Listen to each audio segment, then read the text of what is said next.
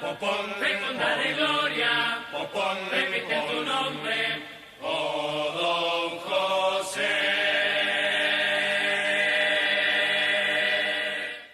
Bienvenidos a una nueva entrega de Los Carnavales, este podcast que se propone repasar, contarles, documentar de alguna manera la historia del carnaval uruguayo, el carnaval montevideano. La última entrega estuvimos hablando un poco de este proceso del carnaval y en relación a la dictadura militar y cómo hacían las murgas y el carnaval todo para superar la censura, para de alguna manera poder transmitir contenidos en el contexto de todo lo que estaba pasando en nuestro país. Y lo que hicimos fue como un repaso histórico de las condiciones previas, de cómo las murgas se separaban ante determinadas coyunturas socioeconómicas, políticas, y cómo los textos reflejaban eso. Vimos que hubo como otras censuras a lo largo de la historia a algunos conjuntos o murgas de nuestro carnaval, y nos quedamos en la puerta del inicio de la dictadura en el año 1973. Si quieren escuchar este programa lo pueden buscar en nuestro canal de YouTube, Los Carnaval. También estamos en Spotify, Los Carnaval. Nos pueden buscar en Instagram, Twitter, Facebook, donde quieran está Los Carnaval. Pero les decía, quedamos en las puertas de aquel año 1973, inicio de la dictadura militar uruguaya, y vamos a ver qué pasó, porque carnaval hubo, carnaval siguió. Y para andar este camino me acompañan mentes dotadas de muchísima sabiduría en temas relacionados al carnaval. Estoy hablando de Martín Rodríguez y Robin Jaunzolo. ¿Cómo estás, Robin? Muy bien, Sebastián. ¿Cómo estás, Martín? Como decías vos, Seba, por suerte, en dictadura hubo carnaval. Pensando que en otros países apenas llegó la dictadura, fue muchos años suprimido, y cuando se volvió hasta se le cambió el título a esos eventos, a esas fiestas. Martín Rodríguez. Acá, viendo esta introducción impresionante que hicieron, yo ya no tengo más nada que decir. Más nada para agregar. Acá nos caracterizamos por introducciones pomposas y largas. Bien, pero decíamos eso, ¿no? Que nos habíamos quedado ahí, en las puertas de la dictadura militar. Bueno, un poco, ¿cómo nos podemos introducir en este tema? ¿Cómo las murgas intentaron de alguna manera expresar y criticar aquello que sucedía? Bien, situado a medio camino entre los acontecimientos del 9 de febrero y el 27 de junio, el carnaval del 73 operó todavía como un eventual espacio contestatario en el cual, sin perjuicio de reiterados episodios represivos y de persecución, algunos conjuntos lograron romper el siniestro silencio que comenzaba a batirse sobre toda la sociedad uruguaya, ¿no? El 27 de junio de 1973 se disolvieron las instituciones, aunque el golpe fue mucho antes. ¿Qué escribo?, me pregunté de camino al carnaval de 1974, donde ya estaba instalada la Comisión de Control, con más de 21 censurantes de todos los ministerios, a la que, además, habían puesto psicólogos, ya que los militares no entendían el lunfardo. Ese año hicimos la historia patria, porque era una forma de hablar de la lucha y las libertades, narrando la revolución artiguista y el éxodo del pueblo oriental. Eran épocas donde los tablados parecían teatros y era nuestra obligación transmitir el mensaje. Había que estar firmes políticamente, incluso, prohibida la palabra, usábamos el cuerpo para dar alguna señal. Fue con él, codirector de Aracalacana, el viejo paraguayo López, a la sede de la calle Juncal a recibirnos el veredicto de la censura. Me mandaron llamar y me entregaron el texto con un voto de felicitación. Habíamos sido juzgados por un coronel artiguista, al que dicho fallo le valió un arresto de 30 días de rigor y el retiro de su jubilación. Esta es una de las... Se la jugó el coronel. Claro, me parece que no sé si se la jugó o la ignorancia campante que tenía hizo entender que esto era solamente un acto artiguista, ¿no? Y bueno, atrás... Claro. Estamos hablando de Aracalacana, ¿no? Bueno, el primer año, donde empezó a operar la censura. Claro. Exacto. El golpe de Estado se dio el 27 de junio del 73, pero para el carnaval la dictadura arrancó en el año 1974, porque claro, las celebraciones son en febrero-marzo. Entonces ya estaba estaba el golpe consumado en el 74. Y ahí empezaron, más allá de la censura, las persecuciones. Primero con las murgas que ya venían desde casi su fundación, se podría decir, con un pensamiento más de izquierda o anarquista. Estamos hablando de la Aracalacana, estamos hablando de Diablos Verdes, estamos hablando de también una murga llamada La Censurada. Ya en el 74 lo vimos. Se pusieron el nombre. Bueno, si me vas a censurar. me lo llamo yo así. Claro. Lo vimos en el episodio anterior, que a Pepe Veneno, apenas en el desfile inaugural, que cuando comienza el carnaval, no solo censuraron a la murga, no la dejaron concursar, sino que también a Pepe Veneno se lo llevaron y estuvo un tiempo largo entre rejas. Hay una, perdona que te haga una Sí. intervención, pero me recuerdo, y capaz que para algunos oyentes les puede resultar gráfico, hay un espectáculo de Falta y Resto 2007, Anarquía, en donde uno de los cupleteros históricos de la Falta, el Mono, Uh-huh. hace un personaje en donde hace eso, va haciendo scratches con una latita y siempre viene la policía y se lo llevan del fundillo del traje, Claro. preso por los scratches que hacían. Un poco rememorando y parodiando lo que medio que pasaba ahí, que te agarraban literalmente el fundillo y para adentro. Y bueno, nosotros nos centramos mucho en lo que es la murga, pero por ejemplo, habían otras categorías que también tu pensamiento de izquierda era ya o censura, descalificación, hacer el libreto de nuevo un día antes del desfile inaugural, o sea, había que aprenderse todo de memoria.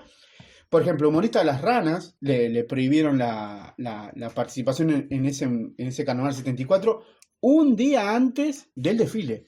Imagínate, todo ensayado, todo perfecto, vinieron. Ustedes no pueden participar. Sí, esto es medio obvio comentarlo, ¿no? Pero esa era la herramienta que tenía esta comisión, ¿no? A veces no los prohibían a los conjuntos a salir, pero les tachaban todo el repertorio. ¿Y qué hacían Un día de un antes. día para el otro? Claro. Y bueno, ahora vamos a ver historias Sí, que claro. Siguiendo la línea de los humoristas, les pasó en su momento también a la Escuelita del Crimen, también. que es recordada por siempre tener en sus humoradas, todos los años una de las humoradas era La Escuela, que estaba representada por Jaime y Rubén Urrutia, que les decían los hermanos Urrutia, pero en verdad eran tío y sobrino. Eran tío y sobrino. Entonces, Rubén hacía de la maestra, y Jaime hacía de el alumno descarriado, el escolar descarriado, el niño Calatrava, que era el que armaba todos los líos y el que ponía en aprieto siempre. Una especie de Jaimito de los chistes. Exacto, y entonces era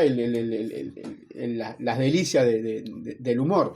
Bueno, a Jaime Urrutia en los años 77, 78 lo proscriben y se tiene que ir por 3 años al exterior, y no, o sea, proscripto, no podía hacer carnaval, y ahí la Escuelita del Crimen tuvo que ir a buscar a otras personas.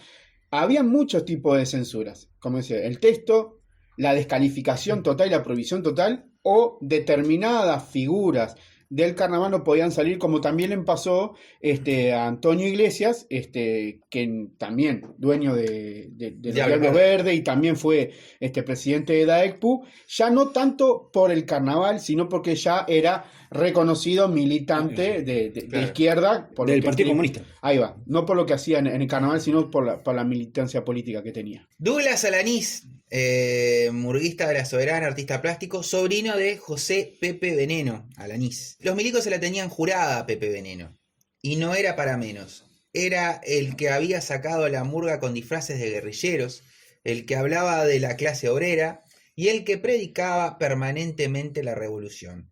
Ni siquiera estando preso dejó de componer. Sacábamos los libretos, escritos para Momolandia, en hojillas de cigarrillos, porque las revisaciones en la cárcel eran bastante duras. Nos asegurábamos de hacerlo en varias tandas, porque si nos descubrían, los versos aislados, dispersos, no querrían decir nada. Sin embargo, cuando los rearmábamos, aparecía todo el sentido político. José Morgade fue quien se jugó la vida formando aquellos versos. Cuando decimos José Morgade nos referimos al director histórico de La Reina de la Teja. También fue presidente de DAECPU. Comenzaba así una durísima etapa que se extendería por casi toda la década, ¿no? En ella, asediado por la implacable censura del régimen, el carnaval pondría a prueba una y otra vez los límites de la autocensura, en procura de alcanzar la única meta a la que se podía aspirar en ese contexto: sobrevivir. Objetivo modesto, pero que desde la perspectiva de un tejido social dramáticamente alterado, se revistió de una proyección decisiva, ¿no? José Dorta dice en el año 82: pasé de Arlequines a Araca a la Cana, que a los libretos se los observaba mucho con un ensañamiento increíble. Catusa ese año no salía. Catusa, también un referente histórico de la murga Araca a la Cana.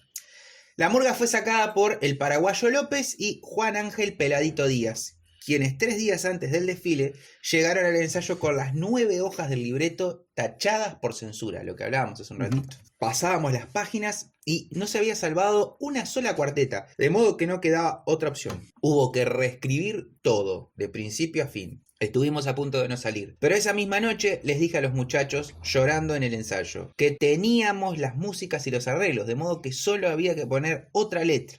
El libreto se escribió a contrarreloj y al otro día comenzamos a pasarlo a máquina para llevarlo nuevamente a la comisión de censura y ver si ahora sí era aprobado. La primera transcripción fue para los murguistas, que comenzaron a ensayarlo, pero además era necesario otras 9 copias para los milicos, que se realizaban en una máquina de escribir una a una. El paraguayo López las hizo en tiempo récord. Le dábamos tazones de café para mantenerlo despierto a la madrugada porque se vencía el plazo. Y él, entre pestañeo y pestañeo, daba los teclazos con 2 dedos a la antigua, como Minguito, dejando listo el nuevo repertorio. Bueno, toda una hazaña para poder presentarse. Literaria, ¿no? Oh, Bueno, ahora se viene el tema de ya instaurada la dictadura en carnaval. Todas las murgas empezaron a hacer espectáculos que era algo contestatario a lo que estaba pasando, lo que incluso se dice hoy, las murgas son de izquierda. Y en esa época no era así. Tenía las murgas que se plantaban frente al régimen, que trataban de escribir lo más ingeniosamente posible las letras para que, estamos hablando que les prohibían la palabra compañero, les prohibían la palabra Rusia, cualquier cosa que vieran que era algo subversivo, a escribir de nuevo. Después tenía las murgas que cantaban los pajaritos, al sol, que trataban de no jugársela o les era indiferente lo que estaba pasando. Y después tenías, es cierto, capaz una minoría, pero las tenías, las que celebraban ese golpe de Estado. El régimen. Ese golpe de Estado, esa rotura de instituciones. Claro, se fracturaron las instituciones. Entonces, no se puede decir a la ligera en esa época las murgas eran, o los conjuntos del carnaval eran todos de izquierda, porque no, algunos por miedo, algunos por convencimiento y otros porque estaban sí de acuerdo con lo que estaba pasando. Estamos hablando de que era una dictadura cívico-militar. Exacto. O sea, había gran parte de la población civil que de alguna manera apoyaba ese golpe de Estado. Vamos a explicar un poco para entre los que no son uruguayos, para explicar lo que fue, lo que decía vos, cívico-militar. Fue un autogolpe.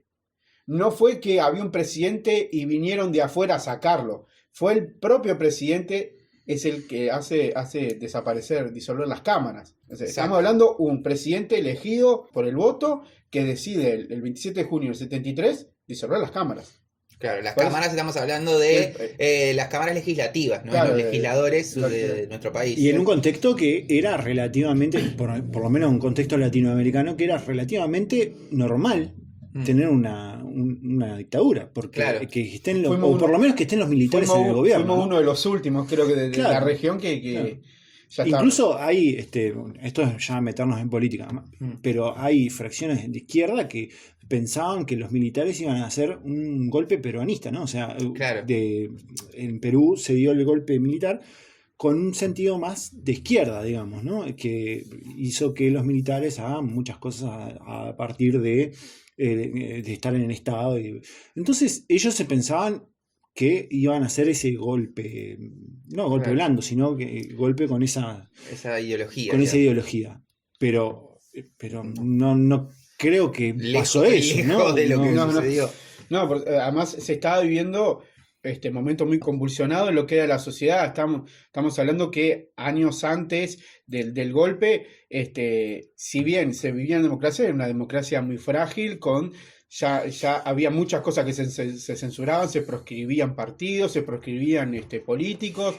Claro, Era una democracia frágil antes del 73. Muchísimo, Claro. muy, muy frágil. Y Era yo como tengo muy evidente que se venía. Nos ponemos en los zapatos de una murga en el 77, por ejemplo, y nosotros a veces no sabemos si este régimen que está impuesto ahora se va a perpetuar mucho más en el tiempo, si está bien lo que están haciendo. Si yo no conozco mucho de política y no soy muy comprometido, ¿qué me voy a meter a hacer un Claro. cuplé de política que esté solapado, que esto y lo otro, que tenga que reescribir algo, que me meta en un barrio? Hago algo para reírme, chao, ¿no? Eso, o sea, Sí, algo claro. para que divierta a la gente y tener un poco de éxito Claro. y está. O sea, Un par no- de chistes verdes. Claro. Esto se cosas va a cómicas. ver como un poco más volcado en temas de estilos, más entrado en los 80 después del plebiscito de los 80. Claro.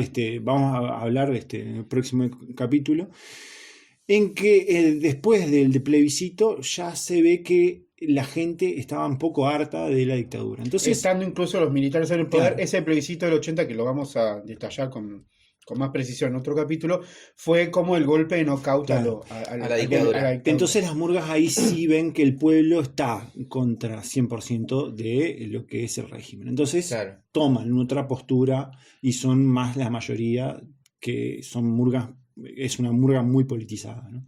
En el año 1977 estuve en Nos Obligan a Salir. Los ensayos eran en el Club Las Bóvedas, en la esquina de 25 de Mayo y Juan Lindolfo Cuesta, en la Plaza de Deportes número 1, un lugar que, en ese entonces, era muy murguero como toda la vida lo fue la aduana. Noche tras noche se reunía un gran número de gente para ver un cuplé sobre la gallega y su cotorrita, que tenía un humor muy verde, tirando a grueso, escrito por el Diablo Machín. La gente se mataba de la risa y nosotros estábamos encantados porque se había corrido el rumor y venían a verlo entre 1000 y 2000 personas de distintos barrios. Como no tenía nada político, nunca nos imaginamos que podía quedarla en la censura. Sin embargo, la cotorrita, que andaba volando de verja en verja y hacía todos los peores relajos imaginables, estaba presa en su jaulita y eso fue suficiente para que desconfiaran y la prohibieran. Pensaron que la cotorrita zafada hablaba de la libertad y en realidad era todo relajo y disparates. Tuvimos que cambiarlo por otro de una gaucha que andaba por Tacuarembó, que era una pavada, pero igual mató. También padecimos en carne propia la censura ideológica. Fragmento del cuplé: La gallega y la cotorrita de Nos Obligan a Salir, de 1977, prohibido por la Comisión de Censura, autoría de El Diablo Machín. Atención, se viene el cuplé. Mi madre a mí me decía: debes cuidar a tu Pepa, porque si no la agarra el gato y con ella hace una fiesta. Y hoy vemos que te la miraron con intenciones malditas. Desde entonces han dejado mi pobre alma deshecha y ya no es mi rejalona, es una cotorra hecha. Pero por eso desde ese día no le he dejado más suelta y anda todos los días volando de verja en verja. A pesar que mucho la cuido, hay cosas de no creer. Me la vienen a visitar como 2 veces al mes. Por su Pepa enferma hay que ver cómo se sacrifica, porque enferma ella me pica. Nos preocupa aunque ese mal solo sea pasajero, porque vemos que anda con un tufillo fulero. Un circo la contrató, pero no para que hable, porque era una sensación la cotorra tragasable. Bueno, Ahí está, ahí está. Más allá de esto, ¿Cómo podemos seguir después de no, esto? Claro. fuerte. Claro, lo esto llamativo era- es que el motivo de la censura. Porque Claro. aparte este cuplé podría ser censurable por Otras cosas. por muchas Pero- cosas. Pero en esa época no era censurable, por eso. Claro, pero se censura por lo de la encontramos, de la jaula. este es un gran ejemplo de esto de los 70, en que una murga solo quería hacer reír y capaz que caía en la censura también, ¿no? Sí. La verdad es que en el contexto de los 70, toda esta década de los 70, el carnaval decía poco, como veníamos diciendo, en cuanto a lo político, ¿no? Sin embargo, lo que sostiene una autora que estudió justamente los textos de la dictadura, digamos, dentro de este contexto, sostiene que lo poco que decía la murga significaba mucho por el simple hecho de hacer reír. el hecho de que los ámbitos de la risa pudieran sobrevivir a la acción del régimen, da cuenta de una forma de resistencia sutil y eficientemente contra la represión material y simbólica de la dictadura. Y no desde cualquier lugar, ¿no? Esto es siempre desde el tablado, ¿no? Proverbial ámbito de producción simbólica y de prácticas culturales identificatorias. Sabido es que ningún autoritarismo se agota en la medida de fuerza y que, por el contrario, apuesta siempre a cambiar el sentido de la convivencia social y sus valores. La mera preservación del tradicional espacio del tablado en aquel entorno supuso, pues, un logro relevante. Gracias a él, aún en los años más oscuros, la sociedad contó con un ámbito de encuentro colectivo que mantuvo vivas formas de comunicación no verbal, confirmando la proyección del carnaval como un lugar de memoria para los uruguayos. Además está decir que en esas épocas era muy difícil que una murga de izquierda ganara el primer premio. Claro. Estamos hablando, La Soberana ganó en el 70, pero estamos hablando predictadura. Era muy difícil que ganara una de los Verdes, una Soberana, una Araca Lacana. Y si no gana, ¿por qué? O no las dejaban participar, y si las dejaban participar, las tiraban allá abajo. Yo debo confesar que quedé un poco conmovido con el cuplé de la cotorrita, pero bueno, capaz que antes de irnos estaría bueno, porque hay gente que nos escribe y nos pregunta dónde consultar esta información, a qué autores referimos, a qué libros. No sé si estaría bueno compartirlo con la audiencia. Bueno, nosotros nos sacamos todo este material, por ejemplo, de una autora que estudió muchísimo el carnaval, como es Milita Alfaro. Sí, como base del estudio, digamos. No lo decimos episodio a episodio porque sería redundante. Pero hemos mencionado muchas veces a Milita Alfaro porque no ha solo estudiado el carnaval en esta época, sino desde los orígenes hasta prácticamente hasta ahora, que es donde también sacamos información, como también de Antonio Di Candia. Robin Solo, interesante programa.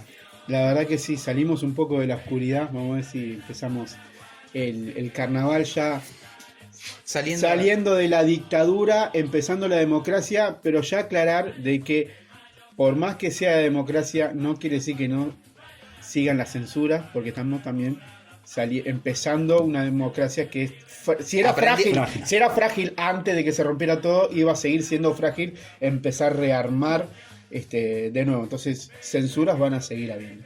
Martín Rodríguez. Bueno, lleno de dictadura y lleno de cuplés. Lleno de cuplés de cotorritas. Usted ha escuchado un podcast más de Los Carnavales.